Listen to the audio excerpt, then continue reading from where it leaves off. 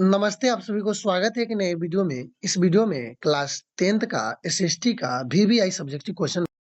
यह क्वेश्चन वैसा क्वेश्चन है जो एग्जाम में बार-बार पूछा जाता है। तो प्लीज आप लोग जो भी स्टूडेंट इस बार बोर्ड एग्जाम देने वाले हैं वो एक बार इस वीडियो को जरूर देख लीजिए। तो चलिए स्टार्ट करते हैं। और जो आज का फर्स्ट क्वेश्चन है, इटली के एकीकरण में मेजनी का क्या योगदान था? आप बिल्कुल समझिए, गौर से ध्यान से सुनिए, आपको बिल्कुल एक बार में क्वेश्चन समझ में आ जाएगा, क्योंकि जो भी इसमें टेक्स्ट लिखा हुआ है ना, बिल्कुल आसान भाषा में है और वो सारा महत्वपूर्ण है और इससे आपको बहुत सारे ऑब्जेक्टिव भी बन जाएगा। तो प्लीज आप लोग एक बार इस क्लास को जरूर देखिए। इटली के एकीकरण में मेजनी का क्या योगदान था? तो देखिए, इटली के एकीकरण में मेजनी का महत्वपूर्ण योगदान था। मेजनी को इटली के एकीकरण का मसीहा कहा जाता है। यानी मेजनी को इटली के एकीकरण में महत्वपूर्ण योगदान था और मेजनी को मिटली के एकीकरण को क्या कहा जाता है? मसीहा कहा जाता है। राष्ट्रवादी भावना से प्रेरित होकर मेजनी ने कार्बोनरी का सदस्यता ग्रहण की। यानी वह राष्ट्रवादी व्यक्ति था, तो राष्ट्रवादी भावना से प्रेरित होकर मेजनी ने कार्बोनरी का सदस्यता ग्रहण किया। किसको? कार्बोनरी जो एक संगठन था उसका सदस्यता ग्रहण किया। और अपना गणतंत्रवादी उद्देश्य को प्रचार करने के लिए मेजनी ने 1831 में 31 में यंग इटली तो 1834 में यंग यूरोप का गठन किया। अब देखिए कितना इससे ऑब्जेक्टिव बना। पहले तो इटली के एकीकरण के मसीहा किसको कहा जाता है? तो मेजनी को कहा जाता है। इसने किसके सदस्यता ग्रहण की? कार्बोनरी का। ठीक है। उसके बाद 1831 में क्या किया? यंग इटली की स्थापना किया। 1834 में क्या किया? यंग यूरोप की स्थापना किया। ठीक है ना। इसका सदस्य उसने युवाओं को बनाया और जो ये संस्था का गठन किया था यंग इटली और यंग यूरोप, इसमें जो भी व्यक्ति शामिल थे वो सारा क्या थे? युवा थे। और यंग इटली का मुख्य उद्देश्य इटली की ऑस्ट्रेलिया को प्रभाव से मुक्त कर उसका एकीकरण करना था। और यंग इटली यानी जिसकी स्थापना 1831 में हुआ था, इसका उद्देश्य क्या था कि जो इटली पर जो ऑस्ट्रेलिया के प्रभाव था ना, वो खत्म हो जाए और इटली का क्या हो? एकीकरण हो। समझे? क्योंकि ऑस्ट्रेलिया इटली के एकीकरण में सबसे बड़ा बाधा कौन था? ऑस्ट्रेलिया था, क्योंकि ऑस्ट्रेलिया के चांसलर जो मेटरनिख था ना, वो घोर प्रतिक्रियावादी था और इसके बीच जो भी एकीकरण होना चाहता था उसको विरोध करता था। मेजनी अपने प्रयासों में असफल रहा। तो यही है इटली के एकीकरण में मेजनी का योगदान। समझ जाइएगा। अगर आपको चाहे तो इसको स्क्रीनशॉट ले सकते हैं। समझे? स्क्रीनशॉट ले लीजिए और एक बार दो बार पढ़िएगा। हाँ, अगर इसका पीडीएफ भी चाहिए तो आप टेलीग्राम चैनल का लिंक दे दूंगा, उस पर आप जाकर मैसेज भेजिएगा, वहां आपका पीडीएफ मिल जाएगा। ठीक है ना। तो इटली के एकीकरण में मेजनी का क्या योगदान था? समझ गए ना। क्वेश्चन नंबर दूसरा देखते हैं। जर्मनी के एकीकरण की क्या बाधाएं थी? बनाए नहीं, बाधाएं थी। जर्मनी के एकीकरण की क्या बाधाएं थी? बाधाएं क्या थी या क्या बाधाएं थी? तो देखिए, जर्मनी के एकीकरण में अनेक बाधाएं थी। एक नहीं, अनेक बाधाएं थी, यानी समस्या थी। पहला, लगभग 300 छोटे छोटे राज्य, यानी जर्मनी था ना, वो छोटे छोटे टुकड़ा में बट गया था। और उस छोटे छोटे टुकड़ा 1 2 या 10 नहीं था, वो 300 था। उस 300 का एक करना कितना मुश्किल होगा, आप समझ सकते हैं। और एक तो छोटे छोटे टुकड़ा था, 300 था। और इन राज्यों में व्याप्त राजनीतिक, सामाजिक, तार्किक तथा धार्मिक विषमता। अभी 300 छोटे बड़े राज्य में क्या था? राजनीतिक असमानता था, सामाजिक असमानता था, धार्मिक, सब अपना अलग अलग धर्म को मानता था। ठीक है ना। सबका सोच अलग था, सामाजिक यानी जो होता है व्यवस्था सबका अलग था, राजनीतिक अलग था, यानी सब में विषमता पाया जाता है। यानी एक कोई था ही नहीं। एक देश में अगर एक राजनीतिक व्यवस्था हो, एक सामाजिक हो, एक धार्मिक हो, तब ना लोग उसको एक कर सकता है कि चलो एक विचार देंगे, सारा लोग समझेगा। लेकिन इस तरह से नहीं था। राजनीतिक, सामाजिक क्या था? धार्मिक विषमानता, यानी असमानता भी लिख सकते हैं। दूसरी बात, और जब जहाँ अलग अलग धर्म को लोग मानते हो, अलग अलग सोसाइटी हो, तो वहाँ क्या होगा, राष्ट्रवादी का अभाव होगा। तो तीसरा कारण है राष्ट्रवाद की भावना का अभाव। स्वाभाविक है कि जहाँ लोग ही न एक रहेगा, वह धर्म के नाम पर अलगाव होगा, राजनीति के नाम पर असमानता रहेगा, सामाजिक की, तो वहाँ क्या राष्ट्रवादी भावना होगा, नहीं होगा। तो राष्ट्रवादी भावना की अभाव और ऑस्ट्रेलिया का हस्तक्षेप, क्योंकि इसको भी जर्मनी और इटली के एकीकरण में सबसे बड़ी बाधा था ऑस्ट्रेलिया, तो इसमें भी ऑस्ट्रेलिया का हस्तक्षेप था, तथा मेटरनी की प्रतिक्रियावादी नीति, यानी जो भी अच्छा काम होना चाहता था जर्मनी में, सबको क्या करता था, विरोध करता था। ठीक है, तो अब सही हो गया। याद रखिएगा 5 कारण।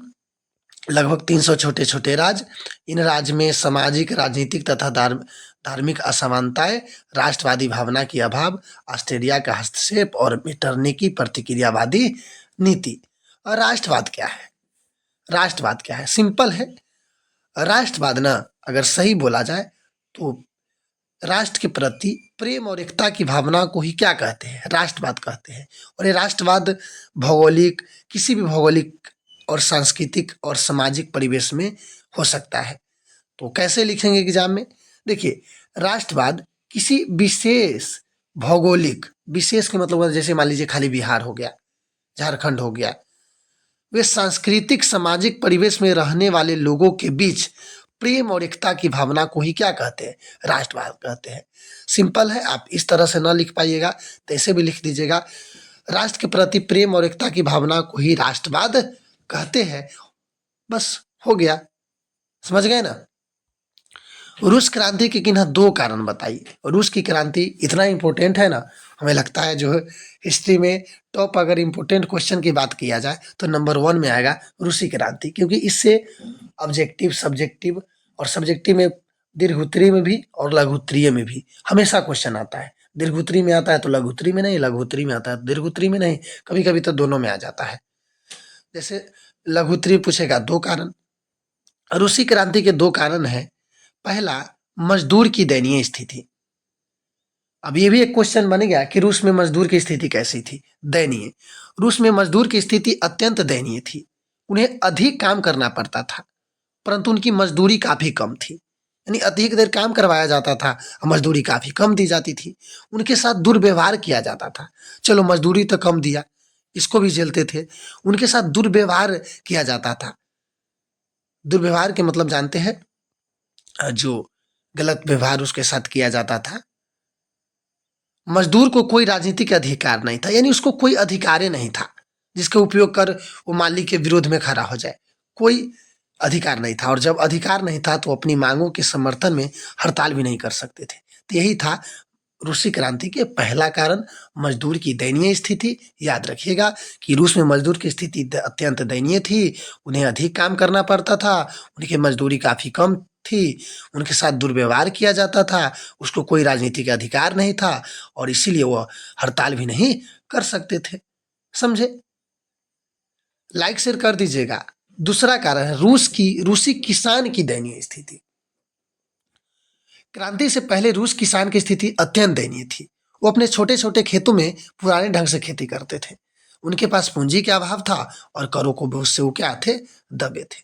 तो यही इतने बात लिख देंगे कि जो उसका किसान थे ना, उसका स्थिति क्रांति से पहले बहुत ही दयनीय था। उसके पास कोई नए टेक्निक नहीं था जिसके सहायता से वो खेती कर सके, क्योंकि उसके पास पैसा भी नहीं था, उसके कारण वो मशीन वगैरह भी नहीं खरीद सकते थे। इसीलिए अपने खेत पे वो पुराने ढंग से ही क्या करते थे, खेती करते थे। और उनके पास पूंजी के अभाव था और वो करों के बोझ से क्या थे, दबे हुए थे। ये था। चलिए अगला क्वेश्चन है 5 नंबर, अक्टूबर क्रांति क्या है? ये भी बहुत ही इंपॉर्टेंट क्वेश्चन है, देख लीजिए एक बार। 7 नवंबर 1917 को बोल्शेविकों ने, कौन? बोल्शेविक एक दल था, एक जगह है पेट्रोग्राड, वहां के रेलवे स्टेशन, बैंक, डाकघर, टेलीफोन केंद्र, कचहरी तथा अन्य सरकारी भवनों पर अधिकार कर लिया। कौन? बोल्शेविकों ने किया। बोल्शेविक क्या था? एक दल था। उसने क्या किया? 7 नवंबर 1917 को कहा, पेट्रोग्राड के क्या क्या चीज पर? रेलवे स्टेशन, बैंक, डाकघर, टेलीफोन केंद्र, कचहरी, इस सब पर क्या कर लिया? अधिकार कर लिया। और उस समय वहां के शासक थे क्रेन्स्की, वहां से वो भाग गया। समझे? जब ये सारा अपने अंडर ले लिया तो वो भाग गया यहाँ से, उसका अब कोई यहाँ चलने वाला कुछ नहीं था, इसलिए वहां से भाग गया। और शासन के बागडोर अब बोल्शेविकों के हाथ में आ गया। ये चाहता ही था अब बोल बोल्शेविक ने कि केरेंस्की का शासन खत्म हो, तो डरे यहाँ से भाग गया। और शासन का बागडोर अब किसके हाथ में आ गया? बोल्शेविक के हाथ में आ गया, जिसका अध्यक्ष बोल्शेविकों ने लेनिन को बना दिया। किसको बना दिया? लेनिन। और इसी क्रांति को बोल्शेविक क्रांति या नवंबर की क्रांति भी कहते हैं। समझे? और अक्टूबर क्रांति तो पहले ही लिखा है, तो अक्टूबर क्रांति, बोल्शेविक क्रांति और नवंबर क्रांति। समझ गए क्या है? मैं कहा था ना कि जो भी टेक्स्ट रहेगा वो आसान रहेगा, एक बार आप पढ़ लीजिएगा, दोबारा आपके पढ़ने की कोई जरूरत नहीं पड़ेगा, इतना आसान टेक्स्ट है। 7 नवंबर 1917 को पेट्रोग्राड के रेलवे स्टेशन, डाकघर, बैंक, जितना सरकारी संस्थान था सब पर कब्जा कर लिया बोल्शेविक। वहां से केरेंस्की भाग गया, शासन बोल्शेविक के हाथ में आ गया, बोल्शेविक लेनिन का अध्यक्ष बना दिया। ठीक है, यही था बोल अक्टूबर क्रांति, और इसी को बोल्शेविक क्रांति, नवंबर क्रांति भी कहते हैं। चलिए अगला क्वेश्चन है, खूनी रविवार क्या है? अगला क्वेश्चन है, खूनी रविवार क्या है? ये भी इंपॉर्टेंट है। जो भी क्वेश्चन है महत्वपूर्ण क्वेश्चन है, ये बार बार पूछा जाता है, तो प्लीज आप इग्नोर मत कीजिएगा इस क्वेश्चन को। अगर इग्नोर कर रहे हैं तो बाद में खुद पछताइएगा। 1905 में रूस और जापान के बीच युद्ध हुआ था, और इस युद्ध में रूस एशिया के छोटे देश जापान से हार गया था। सिंपल समझ जाइए, 1905 में रूस और जापान से युद्ध हुआ। रूस एशिया के एक छोटा देश जापान से हार जाता है। हार के कारण पूछने के लिए वहां के जनता ने क्रांति कर दी, और 9 जनवरी 1925 में लोग के समूह प्रदर्शन करते हुए राजा सेंट पीटर्सबर्ग स्थित महल की ओर जा रहा था। यानी सेंट पीटर्सबर्ग में जो राजा के महल स्थित था वहां जा रहा था। जब वहां लोग इसलिए जा रहा था ताकि पूछे क्यों हारे, क्यों उतना, आप कोई ही देश में, आप जिस देश में रहते हैं, मान लीजिए देश पर किसी तरह से कोई नुकसान करेगा कोई अन्य देश, तो आप उसका रीजन तो जानिएगा ना, सरकार से जवाब कीजिएगा कि आपकी क्या कमी थी जो उससे हारे। तो यही कारण पूछने गया वहां के जनता ने। जब गया ना तो वहां के जो जार था, यानी रूस में राजा को जार कहा जाता है, वो बौखला गया और इस लोगों पे गोलियां बरसाई। सेना को, उनका सेना ने, यानी राजा को सेना ने, जार की सेना ने निहत्ते निहत्ते मतलब इनको पास कुछ नहीं था, ये सिर्फ सवाल करने जा रहा था, गोलियां बरसाई, जिसमें हजारों लोग मारे गए। और एक घटना रविवार के दिन हुई थी, इसीलिए इसे खूनी रविवार का नाम से भी जाना जाता है। तो समझ गए खूनी रविवार क्या है? समझे ना? समझ गए होंगे। चलिए, क्रांति से पूर्व किसान की स्थिति कैसी थी? क्वेश्चन नंबर 7 है। क्रांति से पूर्व किसान की स्थिति अत्यंत दयनीय थी। वो अपने छोटे छोटे खेतों में पुराने ढंग से खेती करते थे, उनके पास पूंजी के अभाव था, और वो करों को बोझ से दबे हुए थे। इतना आसान टैक्स है, जो भी टैक्स है आप, इसलिए मैं इसको लिख दिया हूं ताकि आप एग्जाम में इसी तरह से लिखे। 8वां क्वेश्चन है, नापाम एवं एजेंट ऑरेंज का वर्णन करें। नापाम एवं एजेंट ऑरेंज का वर्णन करें। देखिए, दोनों क्वेश्चन है, अलग अलग भी पूछ दिया जाता है, और दोनों एक ही साथ में, नापाम एवं एजेंट ऑरेंज। तो दोनों को हम समझते हैं कि दोनों है क्या। देखिए, नापाम यह एक रासायनिक हथियार है। यह अग्नि बमों में गैसोलीन के साथ मिलकर, किसके साथ मिलकर?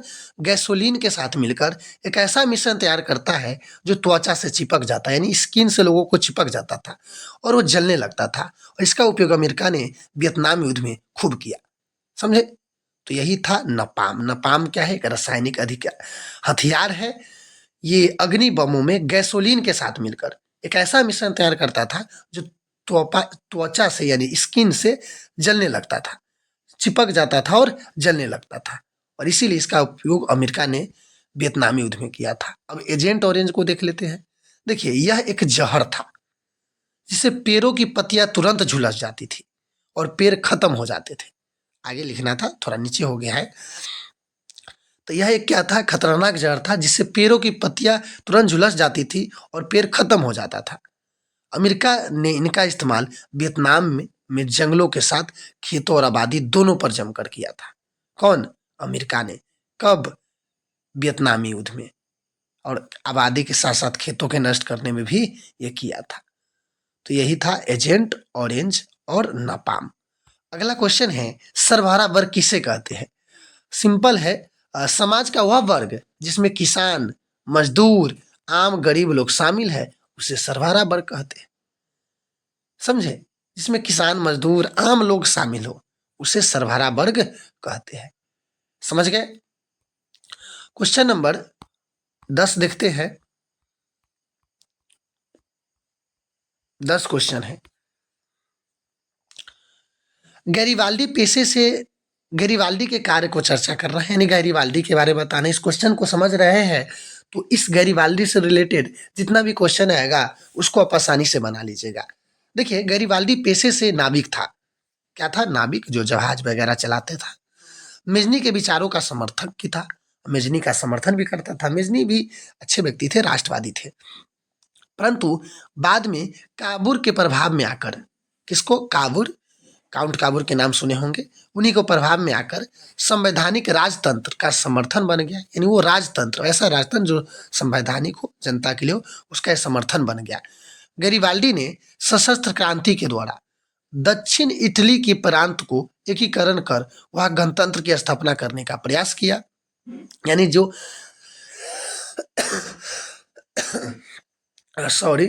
जो दक्षिण के प्रांत था उसको एकीकरण करना चाहा और वहां गणतंत्र की स्थापना करने का प्रयास किया। कौन? गैरीवाल्डी। और गैरीवाल्डी ने सिसिली और नेपल्स पर आक्रमण कर विजय प्राप्त कर लिया। वही दक्षिण का जो प्रांत था सिसिली और नेपल्स, उस पर गैरीवाल्डी ने विजय प्राप्त किया। और गैरीवाल्डी ने यह विक्टर एमनुल को प्रतिनिधि के रूप में सत्ता संभाली। गैरीवाल्डी ने यहाँ किसको? विक्टर एमनुल के प्रतिनिधि के रूप में यहाँ सत्ता संभाली। गैरीवाल्डी ने दक्षिण अभियान को काबुर ने भी समर्थन किया। जो दक्षिण अभियान के जो दक्षिण क्षेत्र था सिसिली और नेपल्स, अगर इस पर जो आक्रमण किया तो इसका समर्थन किया काबुर। लेकिन जब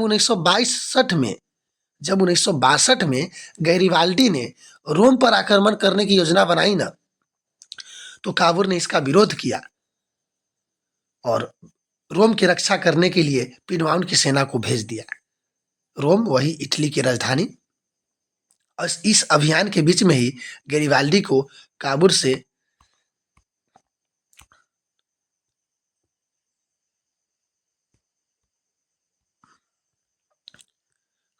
भेंट हो गई और रोम अभियान वो खत्म हो गया। जब गैरीवाल्डी ने योजना बनाई थी रोम पर, तो फिर बीच में भेंट हुआ किससे? काबुर से। उसके बाद वो योजना खत्म हो गया। और उसके बाद दक्षिण इटली के जीते गए क्षेत्र को, उसके बाद गैरीवाल्डी का विचार ही बदल गया, सोच ही बदल गया। उसने जितना जीते हुए क्षेत्र थे सिसिली और नेपल्स, ये सब विक्टर एमनुएल को सौंप दिया। और गैरीवाल्डी ने अपना सारा संपत्ति भी राष्ट्र के समर्पित कर एक साधारण किसान के जीवन जीने लगा। कौन? गैरीवाल्डी। तो यही था गैरीवाल्डी, समझ गए। नाविक था, मेजनी का विचारों का समर्थक था और बाद में संवैधानिक राजतंत्र के समर्थन बन गया। फिर उसने दक्षिण इटली के सिसिली और नेपल्स पर आक्रमण कर विजय प्राप्त किया। लेकिन जब 1962 में रोम पर आक्रमण करने की योजना बनाई, तब जाके काबुर ने इसका विरोध किया। उस समय तो समर्थन किया था लेकिन विरोध किया। विरोध करने के बाद वो वहाँ सेना को भेज दिया। उसके बाद इसी बीच गैरीवाल्डी और काबुर के बीच बातचीत हुई, भेंट हुई। उसके बाद गैरीवाल्डी का जो अभियान था वो खत्म हो गया। उसके बाद गैरीवाल्डी एक साधारण किसान की जिंदगी जीने लगे और अपनी सारा संपत्ति राष्ट्र के नाम सौंप दिया और जीता हुआ प्रदेश भी विक्टर एमनुएल को सौंप दिया। तो मुझे उम्मीद है कि यह क्वेश्चन आपको समझ में आया होगा। और इसी तरह से आप अगर इसका पार्ट 1 वीडियो देखना चाहते हैं तो आप इस वीडियो के एंड स्क्रीन में या डिस्क्रिप्शन में उसका वीडियो मिल जाएगा, जाकर जरूर देखिए, क्योंकि आपको बोर्ड एग्जाम के लिए काफ़ी महत्वपूर्ण सब्जेक्टिव है। ठीक है ना? तब तक के लिए आप सभी को देखने के लिए बहुत बहुत धन्यवाद। जय हिंद, जय भारत।